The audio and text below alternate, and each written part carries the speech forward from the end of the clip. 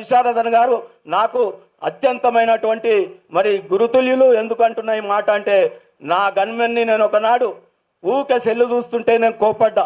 ఏందయ్యా ఊకే సెల్లు చూస్తున్నావు, నా డ్యూటీ చేస్తావా, నువ్వు సెల్లు చూస్తావా అంటే, సార్ ఇది ఒక విశారదన్ మీటింగ్లు ఇంటున్నా తప్ప నేను ఏ సినిమాలు చూస్తలేను సార్ అని చెప్పి. ఇది సత్యం. ఆ తర్వాత నాకంటించీడు. ఆ సెల్లు చూసుకుంటా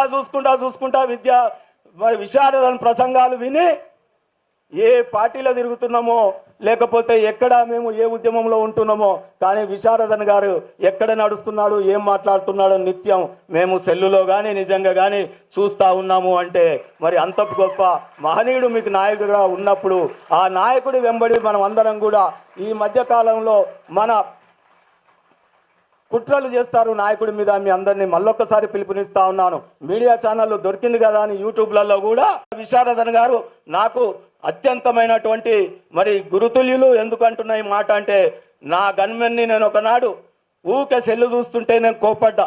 ఏందయ్యా ఊకే సెల్లు చూస్తున్నావు, నా డ్యూటీ చేస్తావా, నువ్వు సెల్లు చూస్తావా అంటే, సార్ ఇది ఒక విశారదన్ మీటింగ్లు ఇంటున్నా తప్ప నేను ఏ సినిమాలు చూస్తలేను సార్ అని చెప్పి. ఇది సత్యం. ఆ తర్వాత నాకంటించీడు.